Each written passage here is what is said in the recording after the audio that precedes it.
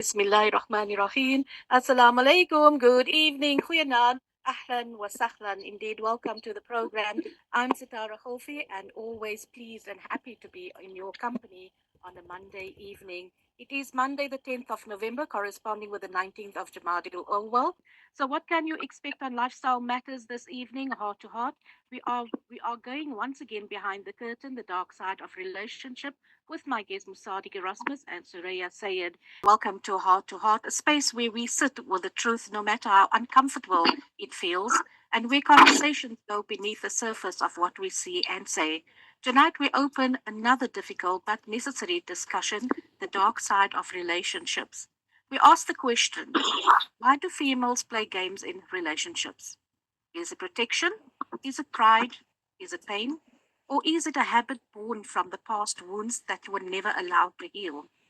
We also explore, why do women sometimes struggle to listen to their spouses? Can we truly differentiate peace from chaos? Or have we become so conditioned to survive in a dysfunctional that calmness feels foreign? And then there's the other side. What does a toxic man look like in a relationship? Because healing isn't about blame, it's about understanding the patterns that hurt us all. Tonight, we'll peel back the layers of fear, control, silence, and longing and try to find what sits beneath it all, the desire to be loved rightly, not perfectly. To guide us through this, we are joined by Musadik Erasmus, a neuroscience psychological counselor qualified in advanced level psychology, child psychology, and adolescent psychology. He's also an author and workshops facilitator, using both science and practical tools to help families and couples strengthen their bonds. We are also joined by Sister Suraya Sayed. Assalamu alaikum and welcome. Wa alaikum assalam wa rahmatullahi wa barakatuh.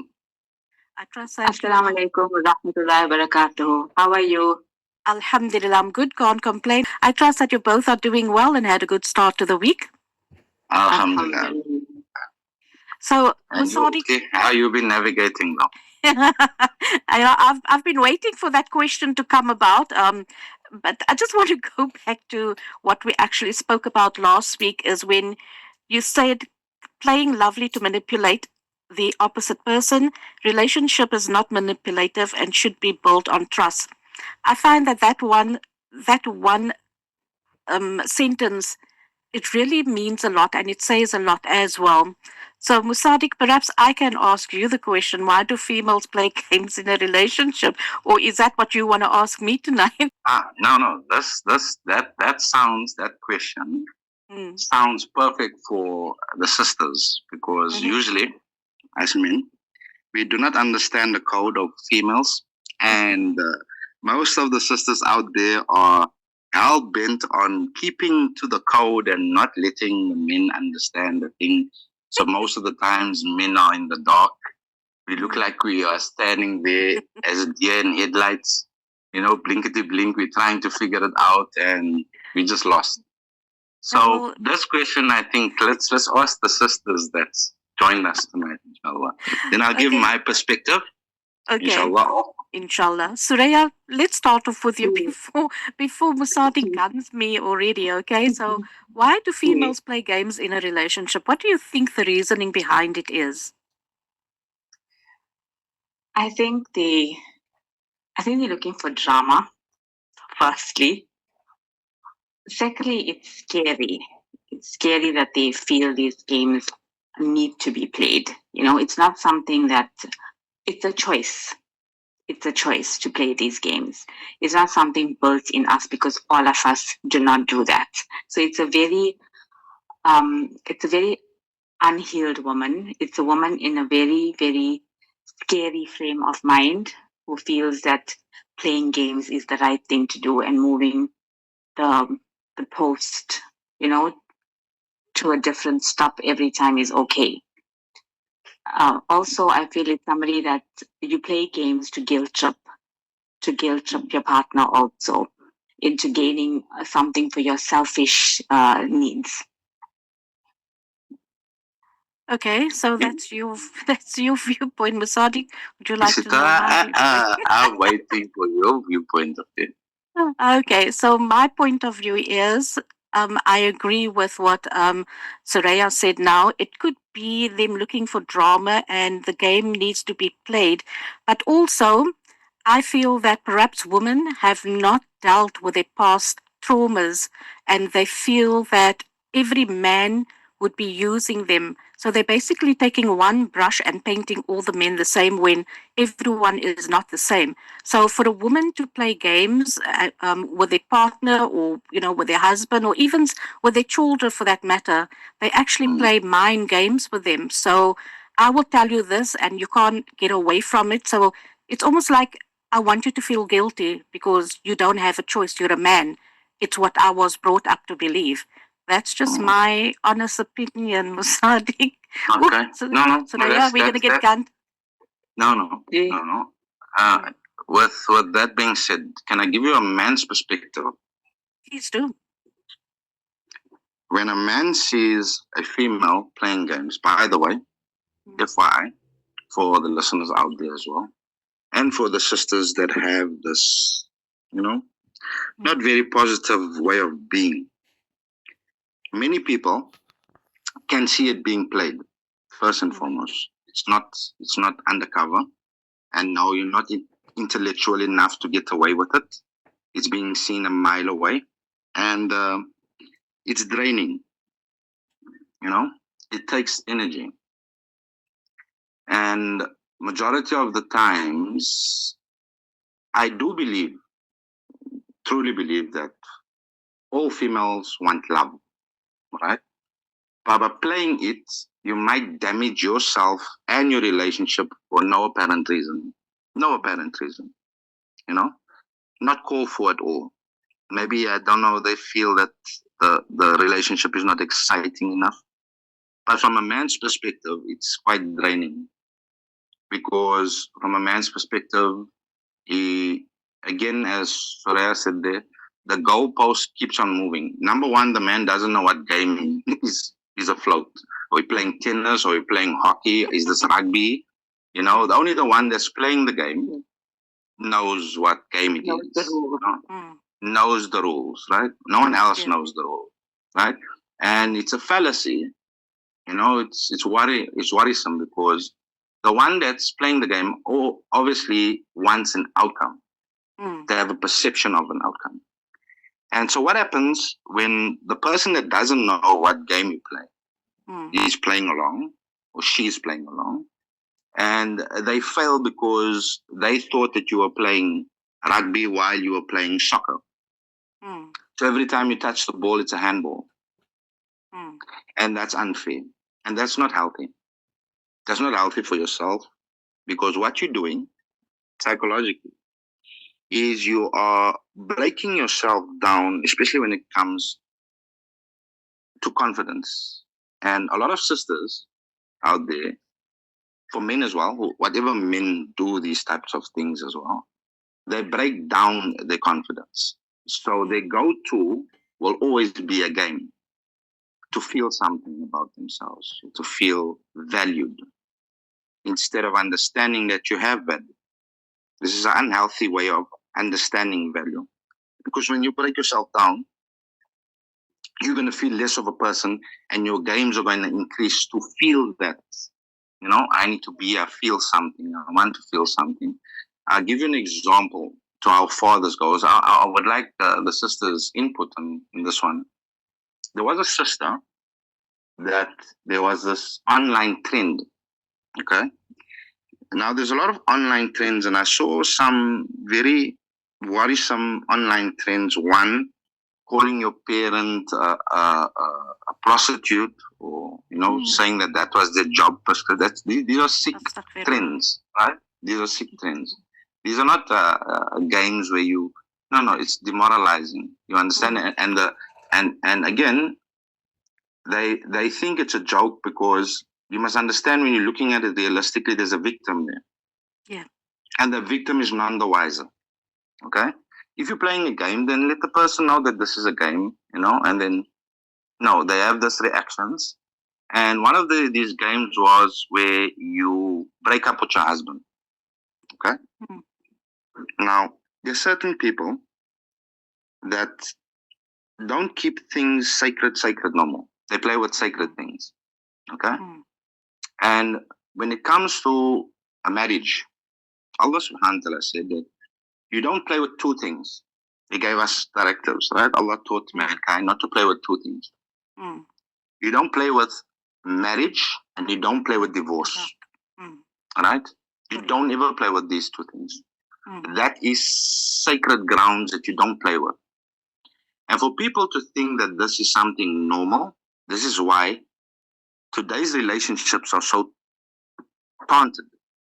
Because they got no respect for valuable things anymore. It's always about money. You know, things.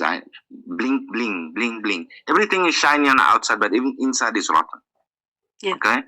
So when it comes to relationships, this woman went, and what she did with her husband was, she came from work, she sat him down at the table, and she said that I'm done.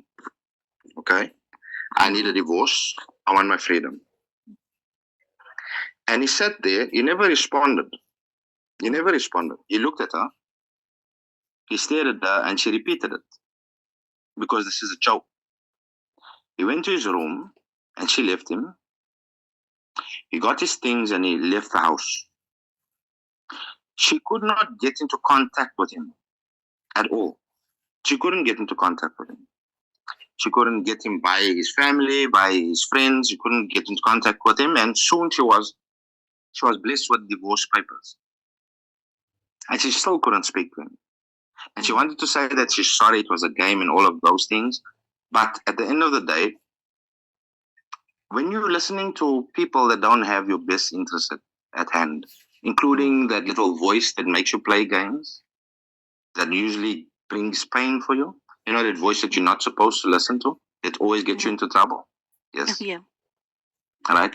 Hopefully the sisters understands the difference. It's not wahi from Allah, you know, guidance from Allah. No, it's evil.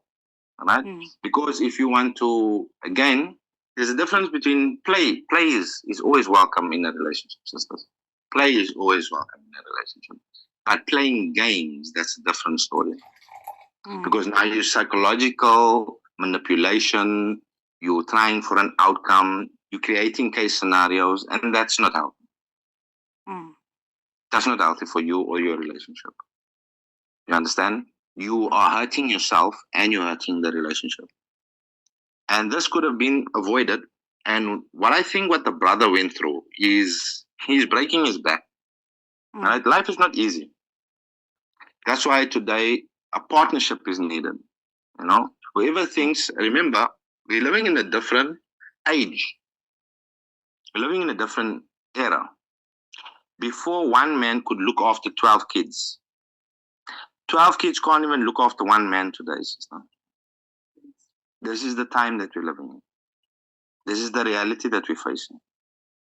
So when that man gave his all, and he knew there was no problem, and this woman did what she did, immediately he didn't see a game, he saw somebody being ignorant, and he was not going to invest anything more. That's what happened to the brother. Because again, in today's world, you know, it's sad when people that do good, they get not. I'm not worried about the gratitude because that's long past. You know, people don't show gratitude most of the time. Okay. The problem is that when you are doing good in today's world, you are served with evil. You know, when you do good and somebody serves you with evil, that puts you in a different place, and that's unhealthy for all parties, including the one doing it. Because what are you training yourself to do? And if people think that games are okay, you know, playing games, the Quran, Allah subhanahu wa ta'ala warned the Rasul sallallahu alaihi wasallam's wives, you know, toiling with people. Stern warning. So the sisters think this is normal, this is part of female nature and we should do. No, check yourself before you wreck yourself because there was a stern warning. And here's the amazing thing that I came across in the Quran. And I always wanted to know, you know, what does females fear in other females? And clearly Allah subhanahu wa ta'ala says it in the Quran. Allah says, verily, we will happily replace you when you do this. You know, we will happily replace you like this for women that fast. Imagine two couples fasting. Can they fail? No, definitely not. No. Two couples making salah when times are difficult. Can they fail? No. No.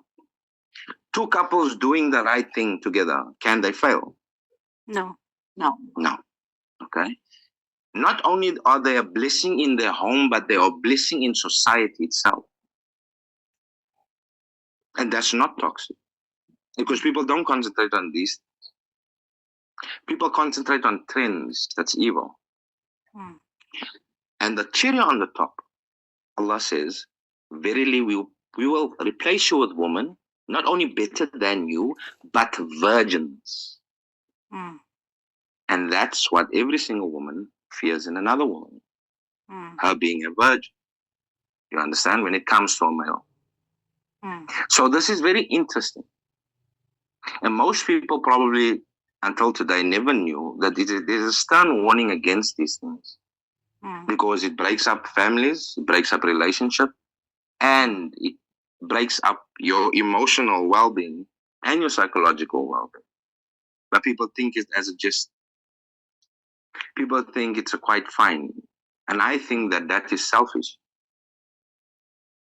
That's selfish. There's much more. If women want love, you understand, males and females, we need things from one another. Woman needs understanding. Men needs respect. Woman needs love. Men needs trust. Woman need attention. And men needs encouragement. Woman needs reassurance. And men need loyalty. Woman needs devotion. Men needs purpose. And woman needs creation. Now, if there's games, that spectacular thing from both sides, a bit different, but it's very colorful. It brings a richness within the family. That's a healthy thing. And there's a sad reality that people don't know what's healthy today anymore. I'm sure I'm going to ask the sisters, whether you've been in a toxic relationship or whether you've been in a challenging relationship, is it humanly possible for women to have a concept what a healthy relationship is? Is it humanly possible for women to have a concept of what a healthy relationship is? I guess it depends on the situation that you are in. But Suraya, are you going to answer first for that one? It is a possibility, because you're obviously watching people around you, you've seen your parents' relationships or family members' relationships to know what a healthy relationship is. So I feel if you're coming into it unhealed and with, toxic baggage from the past, then you don't know how to accept peace in your home. You don't know how to accept the calm in a relationship, because all you know is the storm. So when you have that moment of peace and calm, it scares you. It scares you because you don't know how to thrive in it. You don't know how to react in it. You don't know how to be in it, because you haven't really experienced it before or allowed yourself to experience it. Sister Sitara? Well, I'm thinking back to my late son's father when we got divorced. It was a bit messy in the beginning, but today, even though we're family, we can actually talk to each other without having animosity towards each other. My thing is, you can have a healthy marriage if both of the spouses actually talk to each other and not talk past each other. And that is something that happens mostly. You come home from work, your wife is busy talking, but you are thinking about, I mustn't forget, I must do this, I mustn't, and the vice versa. So my whole thing is a marriage can work beautifully if they both listen to each other and steer away from letting other things come in between your relationship. So, for example, if we go walking, let's just say we go walking on the promenade and there's a beautiful woman that just walked past, you must feel confident when the husband says, "Oh, that's a beautiful woman," and then you agree with it because she is beautiful.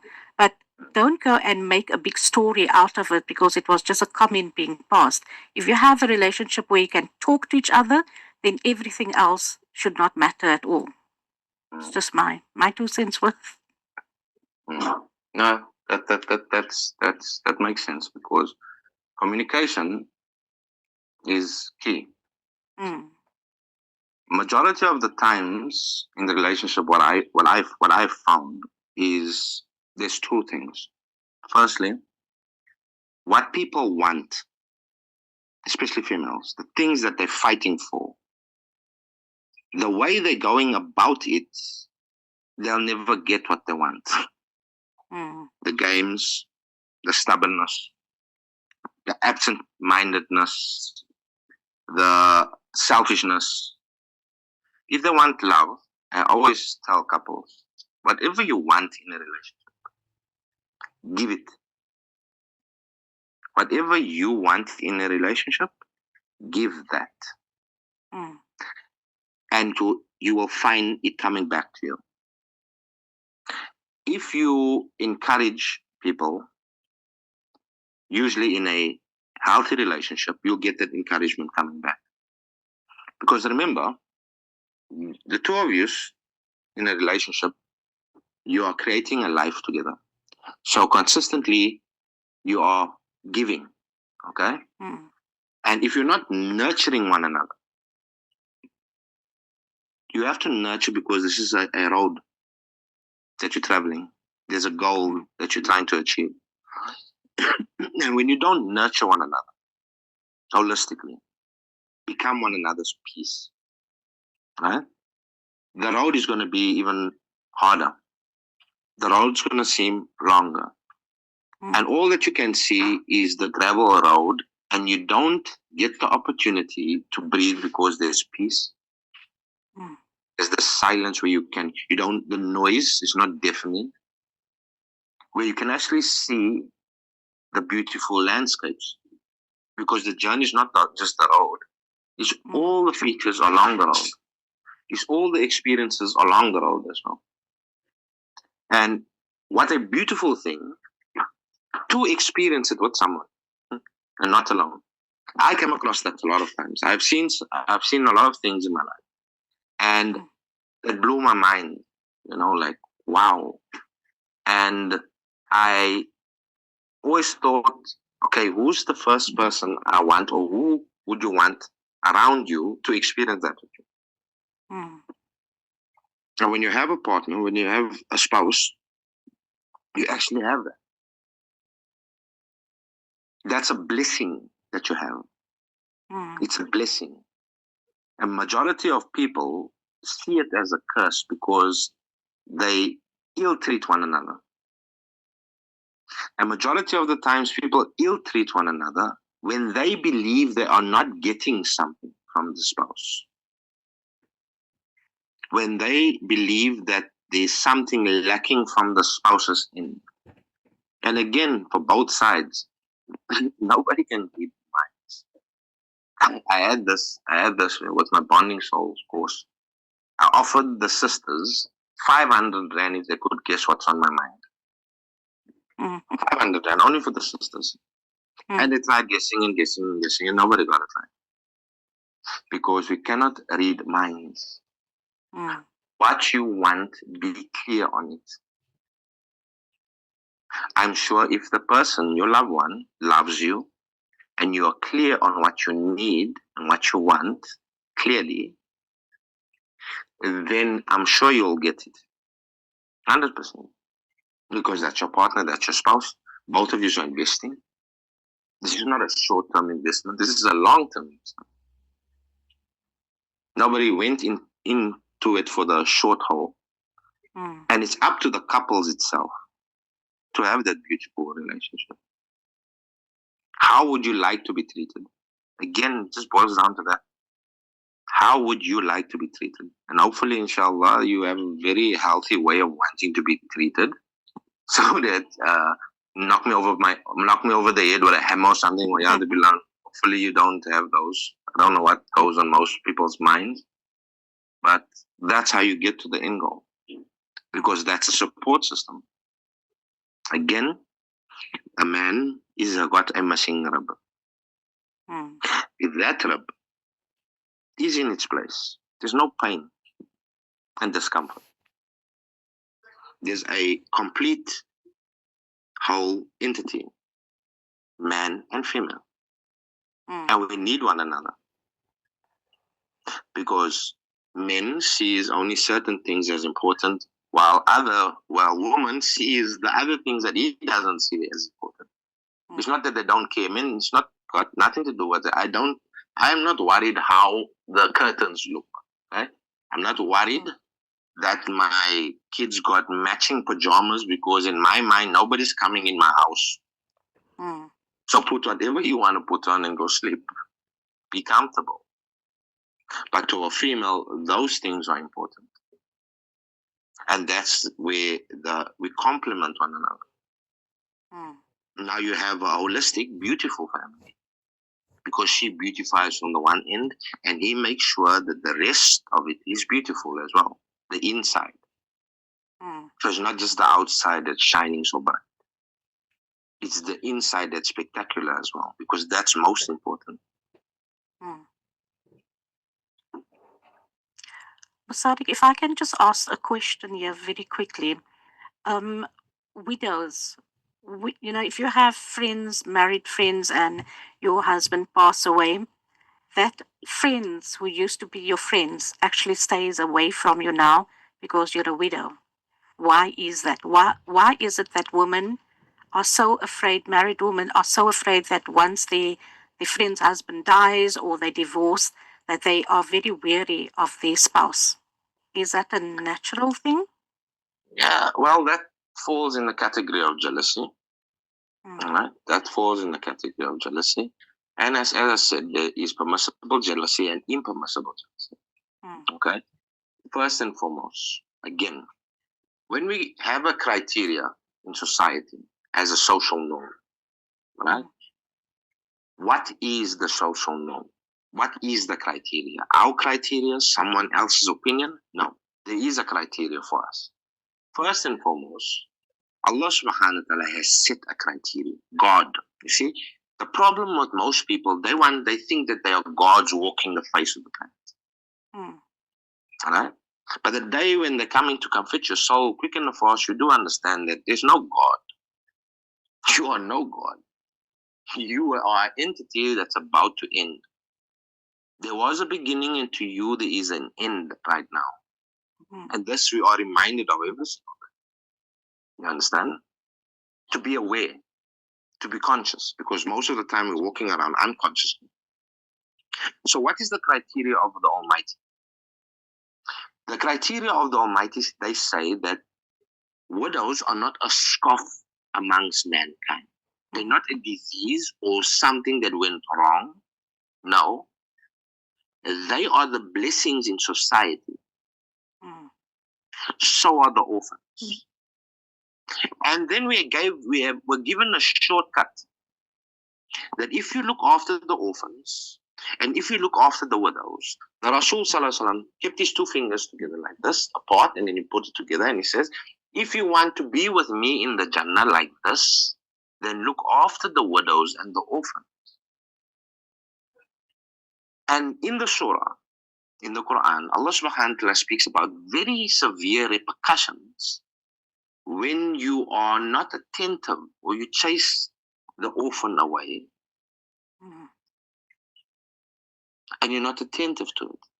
And if people could adapt again the criteria of life, not their own ideology, then the orphans will at least have someone. You know what's sad?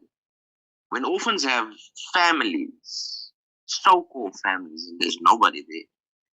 Already the Rasul Sallallahu Alaihi Wasallam told you what is the psychological basis of an orphan. They're always yearning. They're not going to tell you that. They're always yearning. So how are you fulfilling that yearning? Is there a safe space for that yearning? It is a simple matter of a little bit of empathy. Imagine you were in their shoes. How would you feel? And that's a problem with people today. They don't understand what's empathy. They don't have empathy. Because if they could empathize, understanding where another person is coming from, they don't understand it. They don't even want to take out the time because, again, I said we're in a selfish society, westernized ideology, me. How I feel is important. How I understand is important. And again, that's not being human. There's a difference, as I said, between a thinking animal and a human being. A thinking animal is the selfish entity that takes and makes and breaks and believes they don't make no mistakes, all for their own selfish gain. And a human being considers. Because, as it's been said, sometimes people's hearts, rocks are not hard enough. And that's where the problem is in society today.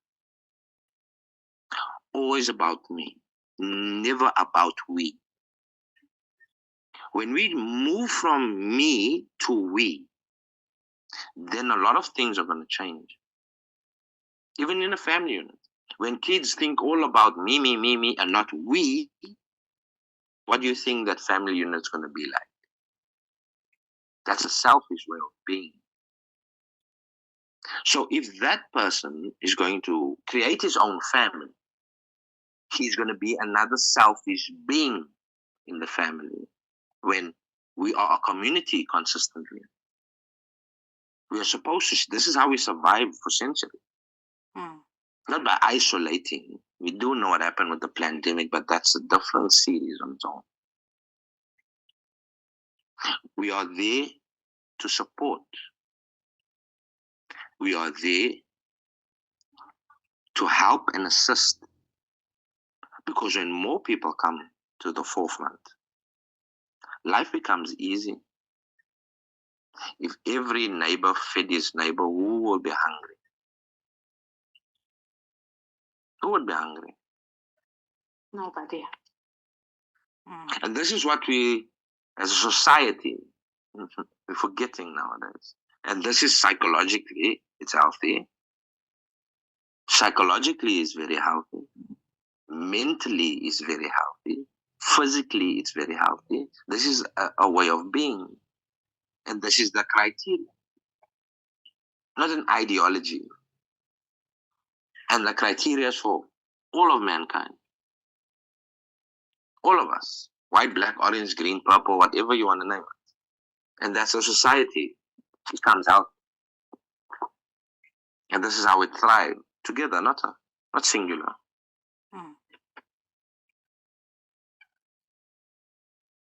Definitely is hectic. It's a lot of things to think about, Musadik, what you've just said.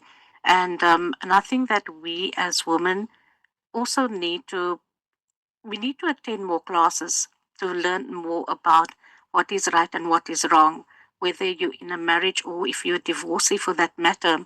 Because I find that in this day and age, your married friends start alienating themselves from you because you are now either divorced, which means you're available for any man, or you're a widow, which means you're also available for any man. And I think women feels very scared about the fact that maybe they'll lose their husband to the divorcee or to the widow. Yeah.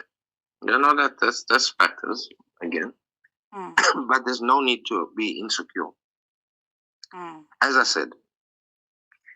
said in this is why we're having the series, because there's many facets to this that we're trying to cover.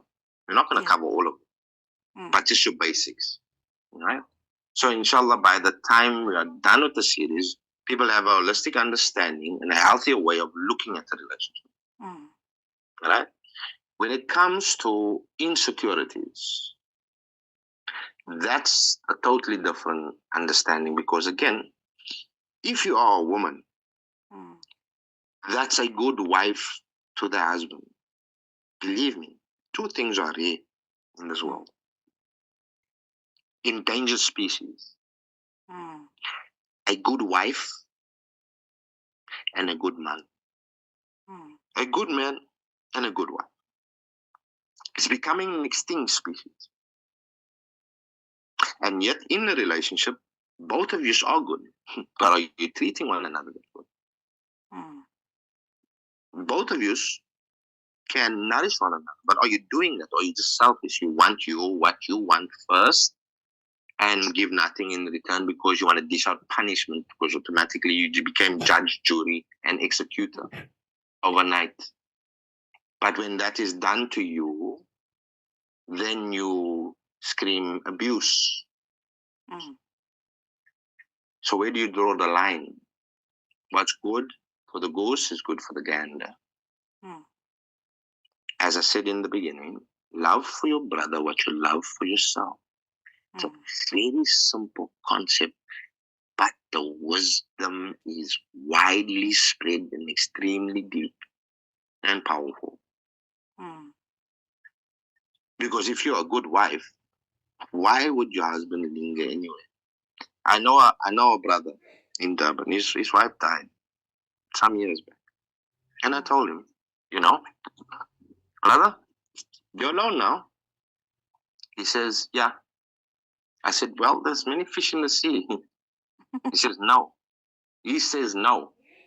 He says, there's nobody like my wife. What does that tell you, sister? That they had a good What marriage? does that tell? A good marriage. She was a good wife, a good woman. And that's the criteria that a woman can set in this world.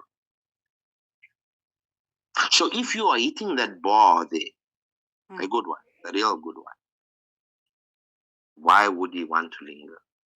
And I'm not talking about, we're going to speak about the toxic man. The toxic man is totally different. Again, he's thinking animal. Again, me theory.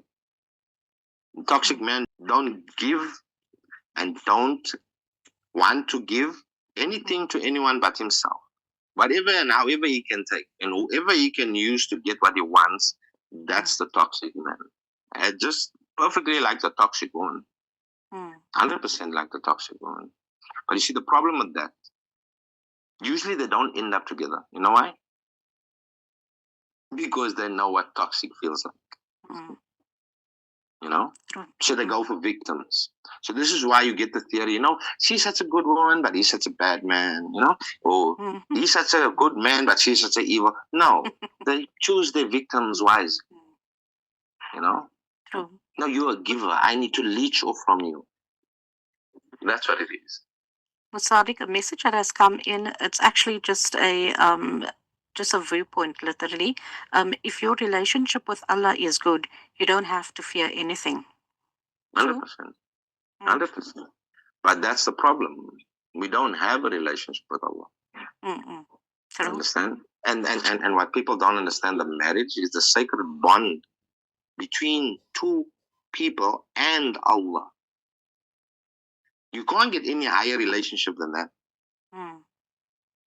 You're hitting the bar properly. And when it's like that, why do you think Shaitan himself, again, another factor that we overlook consistently, why do you think he works so vigorously trying to destroy it? Because it's the highest form of a relationship. It's the best type of relationship.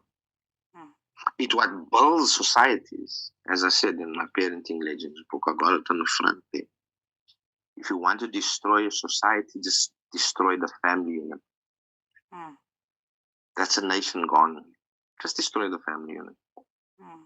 That's all. Because a nation's built on family.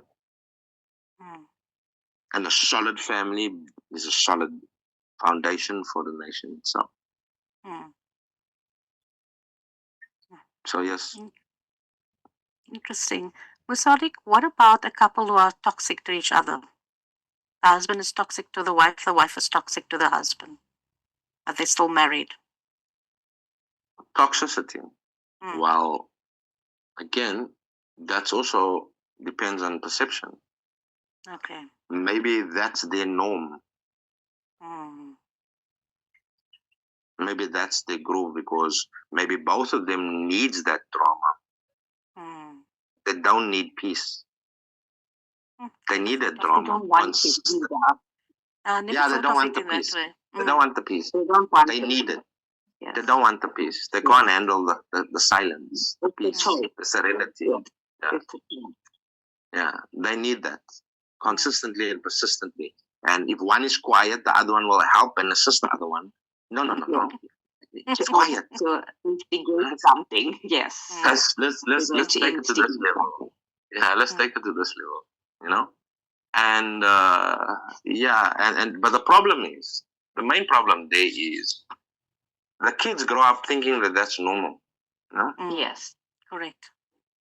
They don't have any other cue, or they don't have any other measuring stick of what's really going on, or what should be a normal.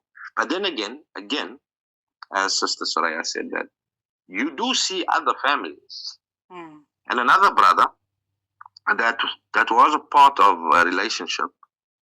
He was the son of a couple that was toxic, very toxic. He said that I used to look at families and I'm like, wow, is this what families are about? And the more you saw it, then the more you saw that this is toxicity. And again, it's not always you're nurturing, because that's an excuse to do what you want to do. He decided that that's not for me. I don't want a relationship like that. That's not healthy. That's not healthy. I'm looking for peace. That's where the choices are made. Every single human being has a choice. I don't care where you came from. I don't care what you experienced. Moreover, I always tell people, moreover, the person that understood the pain is not supposed to induce the pain. Yes. Yes. Because you know what pain is. It's like me breaking my leg. Breaking my leg in 3 places, suffering for a period of time, and encouraging or trying to break other people's legs. Does that make sense? No. Definitely not. So here's the thing, though. Here's the me playing the devil's advocate. Were you really suffering, or did you enjoy it? Because if you got that same mannerism and you're taking it over and putting it over and putting it over, did you enjoy it, or do you understand that it was pain? Because if you think that that is normal, because now it became your norm, there was no trauma there. What if But as I said, this.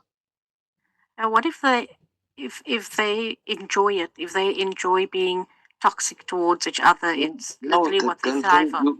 You need to check your soul.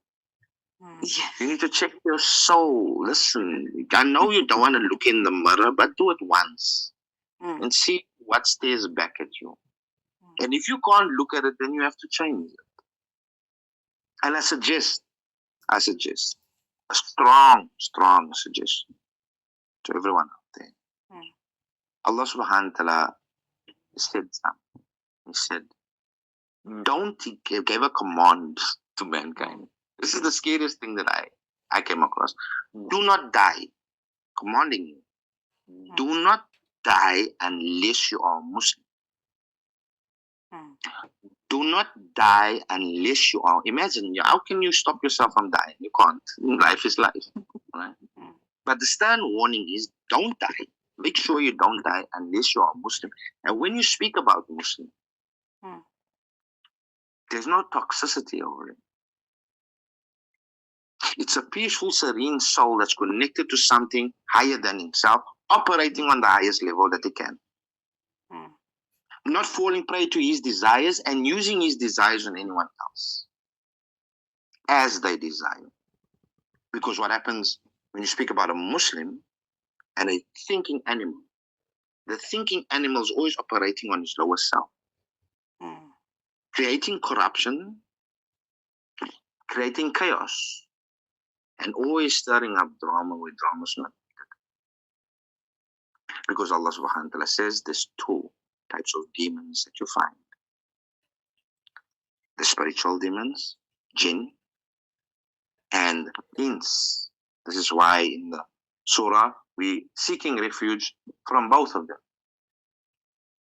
Because they can create hell on earth. Dealing with a human being demon, the devil, we call them that. They're like devils. We call them out on the name. They're like devils, 100% they're operating. No need to be that way. Because that's a severe end. And life is very short. And everybody suffers in this world. And I don't think that is very intellectual that you suffer on this earth and you suffer in the year after. Whatever you thought that you suffered with here, make sure you're rewarded handsomely for it.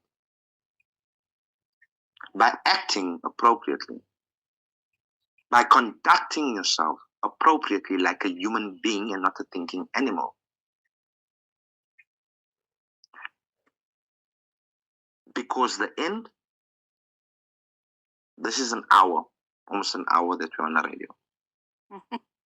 That's an hour of your life you're never going to get back again. No matter what you do, no matter how much money you have.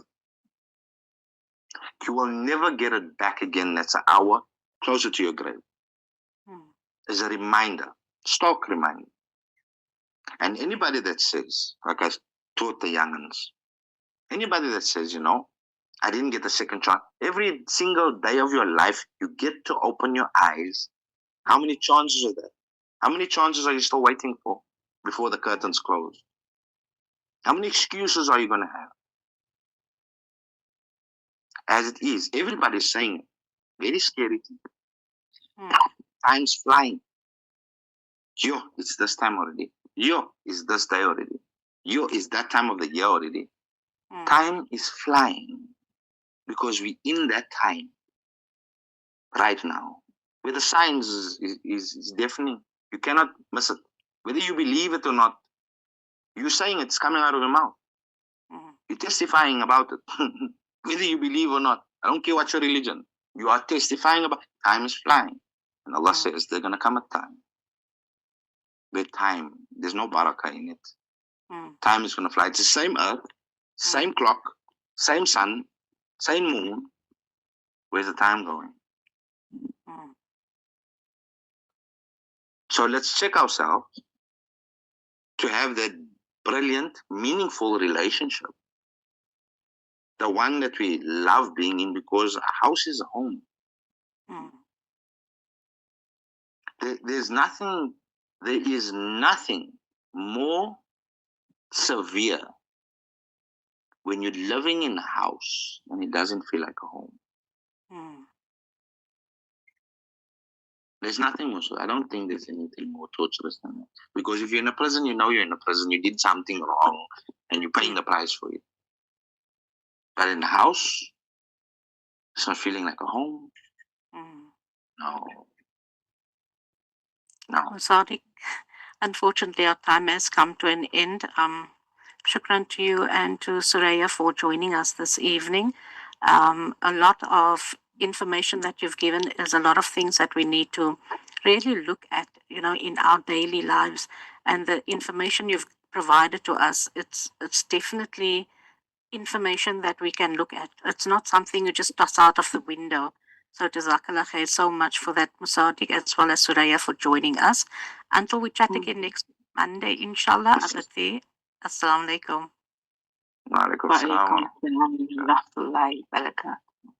Well, tonight's conversation was heavy, but sometimes the truth needs weight to make us stop and reflect. We spoke about women who play emotional games, about men who carry toxicity, and about how both are often symptoms of unhealed pain. Know this. You are allowed to start over. You are allowed to soften without losing your strength. And for every heart still searching for balance, may you find the courage to choose peace over chaos, communication over control, and truth over illusion. And that's a wrap. Always great to be in your company.